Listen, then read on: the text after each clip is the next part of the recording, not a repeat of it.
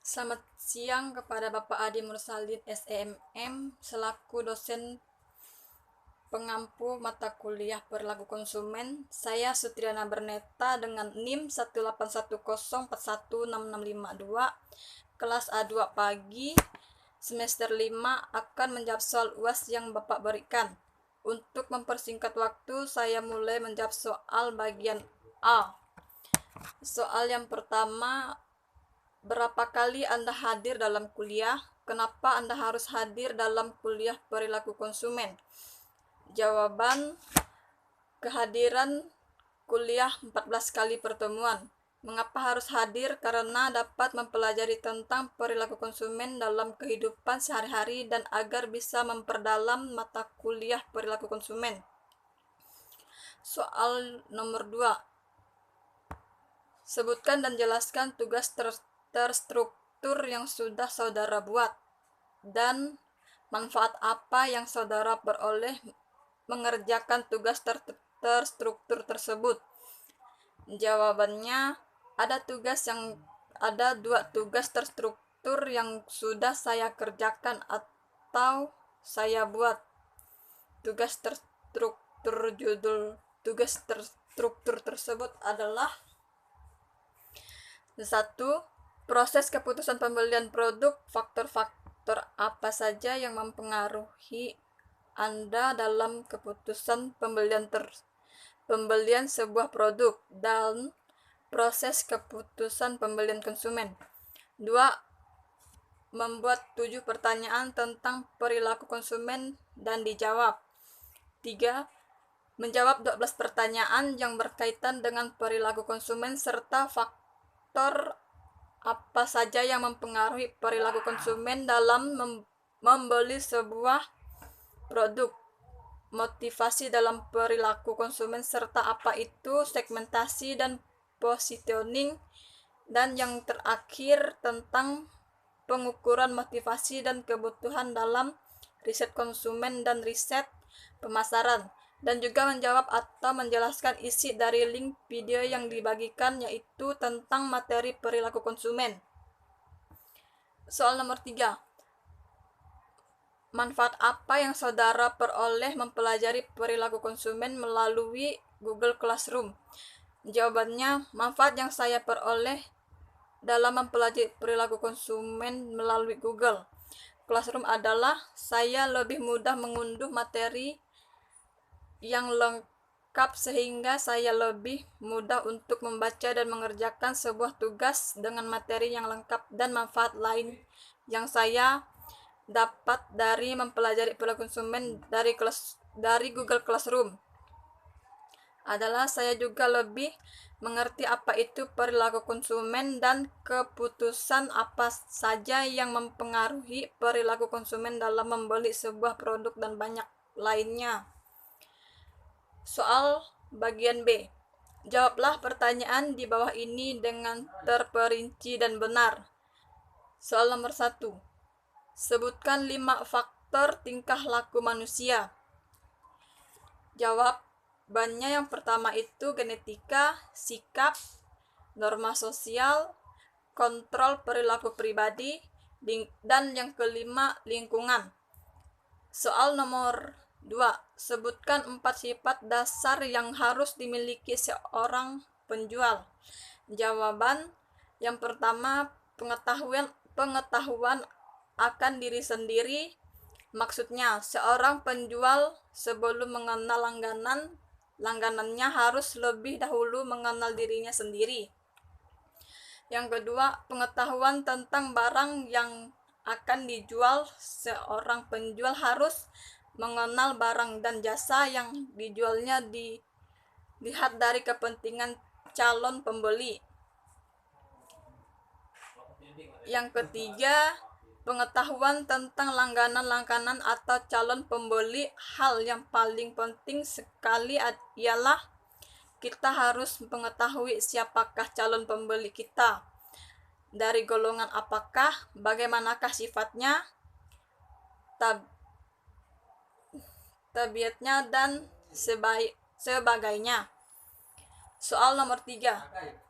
Sebutkan 5 peran dalam proses pengembalian keputusan pembelian. Jawaban yang pertama indikator, yang kedua influencer, yang ketiga decider, yang keempat buyer, dan yang kelima user. Soal nomor 4. Apa yang dimaksud dengan perilaku konsumen? Jawabannya, perilaku konsumen adalah perilaku yang ditunjukkan konsumen dalam memilih dan memutuskan beberapa alternatif produk, barang, atau jasa yang selanjutnya dibeli dan dimiliki. Soal nomor 5. Apa yang dimaksud dengan faktor kebudayaan sebagai hal yang mempengaruhi perilaku konsumen? Jawabannya, kebudayaan adalah simbol dan fakta yang kompleks yang diciptakan oleh manusia, diturunkan dari generasi ke generasi sebagai penentu dan pengatur perilaku manusia dalam masyarakat yang ada. Faktor budaya terdiri dari kultur, subkultur, dan kelas sosial. Faktor-faktor budaya mempunyai pengaruh yang paling luas dan mendalam terhadap perilaku konsumen karena seseorang cenderung akan mengikuti budaya di daerah tempat tinggalnya. Soal nomor 6. Sebutkan 4 faktor yang mempengaruhi perilaku konsumen. Yang pertama, faktor budaya. Yang pertama faktor budaya. Faktor budaya memiliki dampak yang sangat luas dan terdalam pada perilaku konsumen. Faktor budaya yang mempengaruhi konsumen ini terutama mencakup faktor budaya, faktor subbudaya, dan kelas sosial konsumen. Yang kedua, faktor sosial. Respon konsumen terhadap suatu produk, merek, dan perusahaan atau produsen dapat dipengaruhi oleh faktor sosial seperti keluarga, kelompok referensi, serta peran dan status sosial dari konsumen. Pemasar juga perlu menganalisis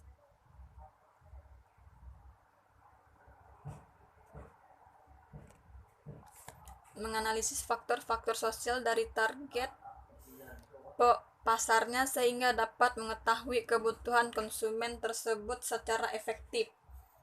Yang ketiga, faktor pribadi.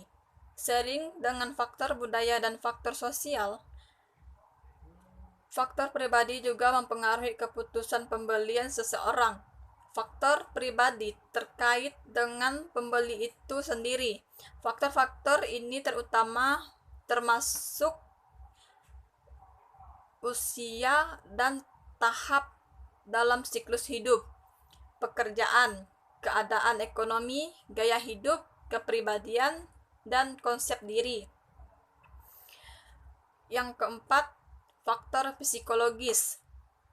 Faktor-faktor psikologis adalah faktor-faktor yang berkaitan dengan psikologi seseorang yang mendorong tindakannya untuk mencari kepuasan. Soal nomor 7. Apa yang dimaksud dengan tipe pelanggan piknis dan bagaimana cara menghadapinya? Jelaskan. Jawabannya, pelanggan tipe piknis. Bentuk tubuh pelanggan tipe piknis antara lain berdandan agak pendek dan wajahnya bulat lebar. Pelanggan tipe ini wataknya bersifat ramah, suka berbicara, tenang, dan humoris. Cara menghadapi pelanggan tipe ini antara lain: yang pertama, percakapan dilakukan dengan penuh perhatian, ramah, dan sedikit humor. Dan yang kedua, menghindari perdebatan atau tidak bersifat konfrontasi. Yang ketiga, menyapa dengan kata-kata Miss, wah, hari ini kedatangan Raja Uang. Yang keempat, jangan mempersoalkan sikap dan perilaku tertentu yang dianggap kurang sopan, karena tipe piknis suka sekali humor. Soal nomor 8. Apa yang dimaksud dengan tipe pelanggan atletis dan bagaimana caranya? Jawabannya, tipe atletis. Sedangkan untuk tipe atletis, bentuk badan kokoh, pundak tampak lebar, dan pinggul berisi. Anggota badannya cukup panjang, badan berotot dan kekar. Wajahnya bulat, telur dan atau lonjong. Karakternya menunjukkan sifat banyak gerak, tetapi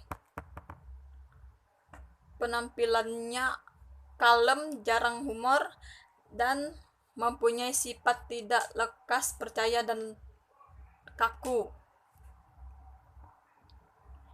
Cara menghadapi atau melayani: yang pertama, hindari berdiskusi dan berdebat kusir. Kedua, berilah kesan seolah-olah mereka orang yang pandai. 3, bersabarlah dan jangan menunjukkan sikap terburu-buru kepada mereka.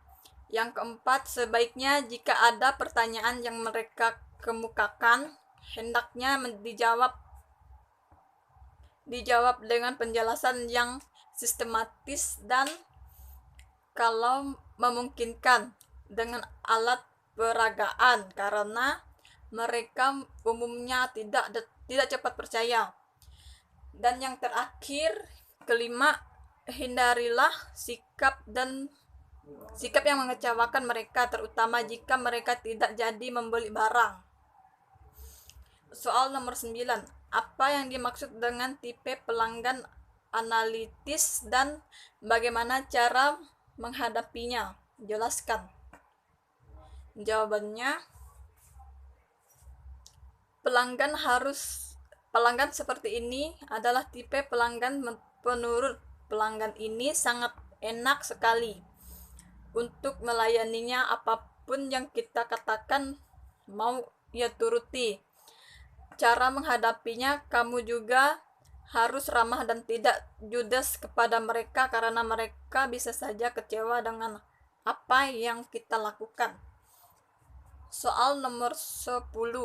Sebutkan 3 ciri pelanggan lanjut usia dan bagaimana cara menghadapinya. Jelaskan. Jawabannya, yang pertama, seringkali menanyakan barang-barang yang sudah ketinggalan zaman. Yang kedua, sangat sulit terpengaruh dengan bujuk rayu petugas. Yang ketiga, biasanya bersikap ramah dan ngomong pada petugas yang lebih muda dan bisa memarahinya. Sekian dari saya ucapkan terima kasih.